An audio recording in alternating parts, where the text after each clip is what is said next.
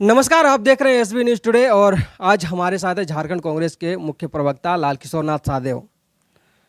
कल की अगर बात करें तो कल एक बहुत बड़ी कांग्रेस के लिए एक अपूरणीय क्षति हुई और डॉक्टर मनमोहन सिंह जो पूर्व प्रधानमंत्री थे भारत के, उनका निधन हो गया। किशोर जी, आपने भी सुना होगा जब विपक्ष हमलावर होता था तो कई एक तरह की बातें करते थे, लेकिन आज की बात करें, कल जैसे ही प्रधानमंत्री ने उनकी निधन की बात सुनी, उन्होंने अपने एक्स पे लिखा कि भारत के एक अर्थशास्त्री या ये कहें कि एक नेता को भारत ने खो दिया। भारत ने खो दिया, ये नहीं कहा कि कांग्रेस ने खो दिया, भारत ने खो दिया।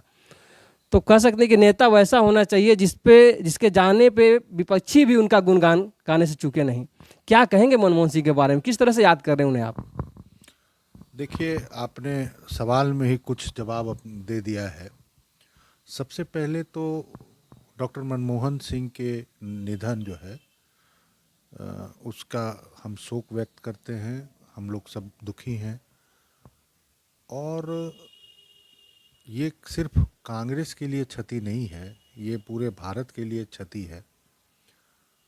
भारत को अगर विश्व के पटल पर किसी ने आर्थिक रूप से खड़ा किया है तो उसका नाम डॉक्टर मनमोहन सिंह है। उनके कई रूप हैं। Professor doctor Manmohan Singh, finance minister doctor Manmohan Singh, economist doctor Manmohan Singh और भारत के प्रधानमंत्री डॉक्टर मनमोहन सिंह। आप सब जानते हैं कि नरसिम्हा राव सरकार में वित्त मंत्री के रूप में डॉक्टर मनमोहन सिंह ने 1991 में इकोनॉमिक रिफॉर्म किया, भारत का बाजार विश्व के लिए खोल दिया और कई निवेश आए। और जब निवेश आया तो आर्थिक रूप से हम भी सबल हुए, मजबूत हुए। आप याद करिए 90 के बाद का वो समय और 90 का पहले का वो समय। मुझे तो पूरी तरह से याद है कि 90 के पहले हम अपने रिश्तेदारों में, अपने परिवार में लोग ढूंढते थे कि गवर्नमेंट जॉब करने वाला कौन व्यक्ति है जिसके माध्यम से हम बैंकों से ऋण ले सकें, क्योंकि आम लोगों के लिए ये नहीं होता था। लेकिन आज देखिए, ये मनमोहन सिंह का है। तो एफडीआई को जो उन्होंने लाया और सरकारी नियंत्रण को कम किया, इससे जो है वैश्विक रूप से हम तैयार हो सके, हमारा बाजार खुला। हमारा बाजार खुला, लोगों के अप्रोच में सब कुछ आया और वहाँ जो नींव उन्होंने रखा, विश्व भर में जब आर्थिक मंदी हुई, लेकिन भारत खड़ा रहा अपने इकोनॉमी के साथ और आर्थिक मंदी को पूरी तरह से झेलने में सफल रहा। एक सवाल है कि जब बात करें अगर मजदूरों की, कहा जाता है कि महात्मा गांधी ने भी कहा था कि अगर भारत को देखना है तो गांव की ओर देखो। तो उस हिसाब से अगर गांव की बात करें तो गांव में रोजगार की बात करें तो उन्होंने जहां तक हमने उनके बारे में जो पढ़ा है उसमें साफ तौर पर कहा गया है कि नरेगा की शुरुआत, जो 100 दिन की गारंटी रोजगार की थी, उसकी भी उन्होंने शुरुआत की थी। उसको किस तरह से देख रहे हैं? देखिए, ये मैंने कहा ना आपको कि उनके कई रूप हैं। ये प्रधानमंत्री के रूप में यूपीए 1 का जब वो प्रधानमंत्री होकर के आए, जब कांग्रेस पार्टी और मैं कहूँगा सोनिया जी ने उनको प्रधानमंत्री के रूप में चुना, तो उन्होंने 2005 में नरेगा लाया, जो बाद में मनरेगा हुआ। ये एक कानून बन गया कि आपको ग्रामीण क्षेत्र में निवास करने वाले लोगों को 100 दिनों का रोजगार देना है। हालांकि आपने देखा कि जब सत्ता परिवर्तन हुआ तो किस तरह से दूसरे दल के लोगों ने इसका उपहास किया। लेकिन मैं ये मानता हूँ कि आज ग्रामीण भारत अगर सशक्त है, मजबूत है, शहर के भारत से मुकाबला करने के लिए तैयार है, तो इसमें सबसे बड़ा कंट्रीब्यूशन है तो मनरेगा का है, क्योंकि हम गांव में रहने वाले लोगों को उन्हीं के घर पर रोजगार दे रहे हैं। तो वो एक गड्ढा खोदने की योजना नहीं रह गई, वो आर्थिक रूप से लोगों को सबल करने की योजना है।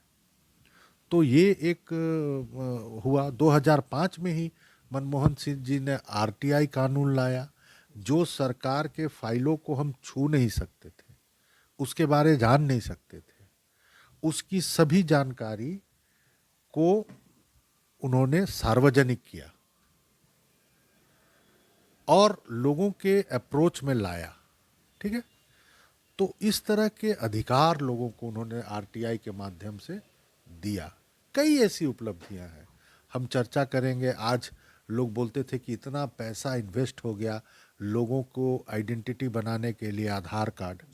आधार कार्ड की अगर बात करें तो आधार भी एक बहुत बड़ा, जब आधार कार्ड पे एक बवाल आया था कि हमारी आइडेंटिटी को कहीं और बाहर भेजा जाएगा, उसमें आपने भी सुना होगा, बहुत बवाल हुआ था विपक्ष के जब वो ला रहे थे।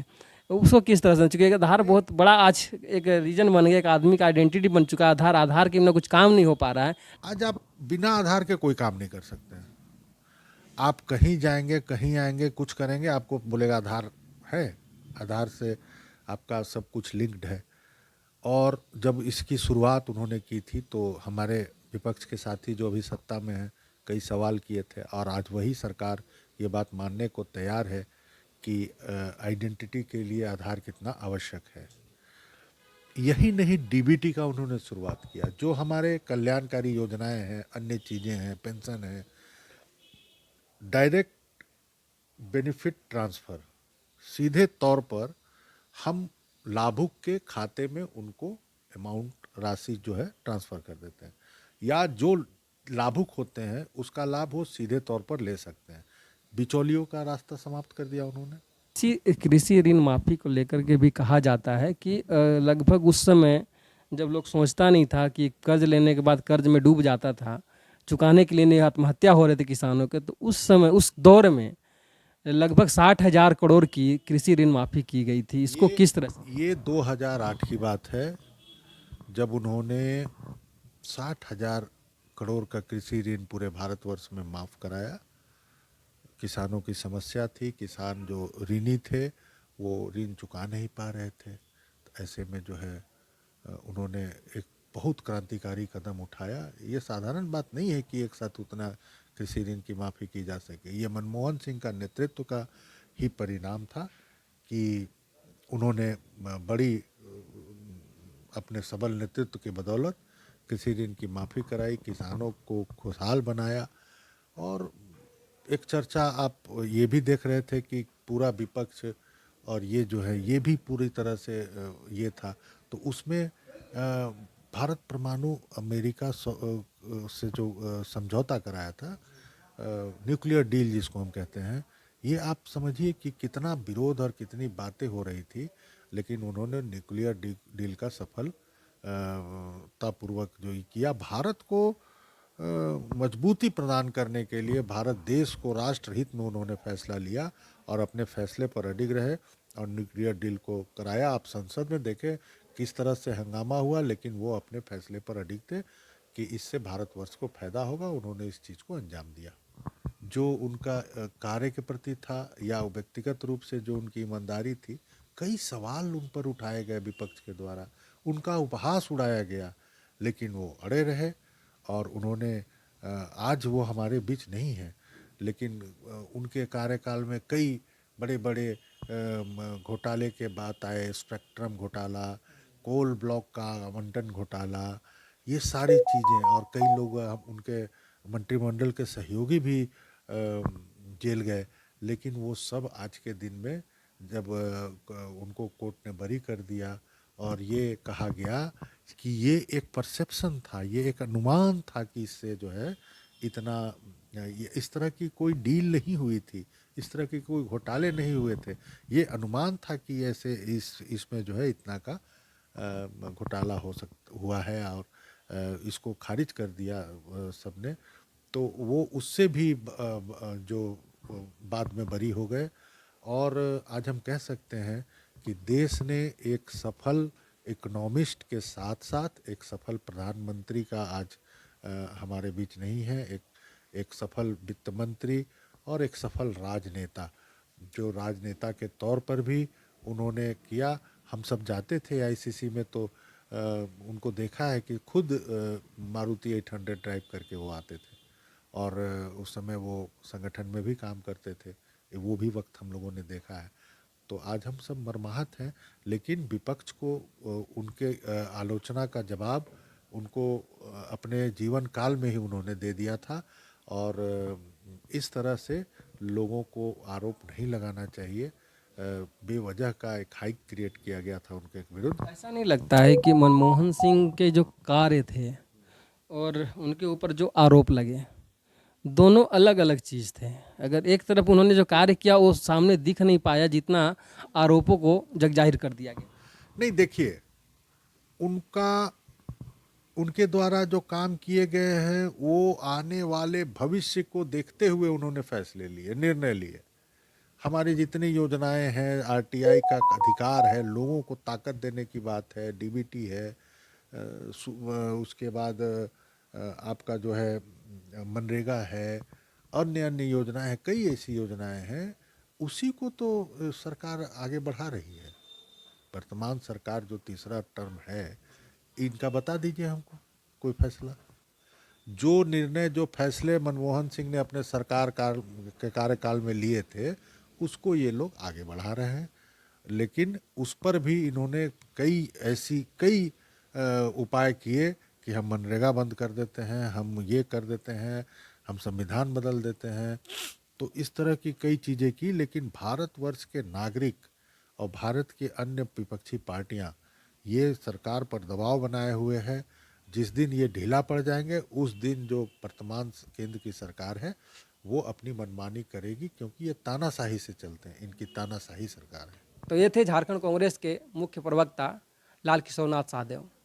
इन्होंने साफ तौर पर कहा कि राजनीतिक रूप से जो आरोप लगे वो तो अलग चीज़ है, लेकिन उनका एक दूसरा पहलू था जो हमने आपको बताया इनके माध्यम से, कि चाहे वो आज अगर बात करें, एक सबसे बड़ी बात करके आज वर्तमान समय में जो झारखंड वासियों की अगर बात करें, जो मैया सम्मान योजना जो मिल रही है, डायरेक्ट पैसे जा रहे हैं, यह सोच था मनमोहन सिंह जी का जो डीबीटी लाए, और आज उन्हीं की देन है कि मैया सम्मान योजना के रूप में आपके खाते में जो पैसे जा रहे हैं।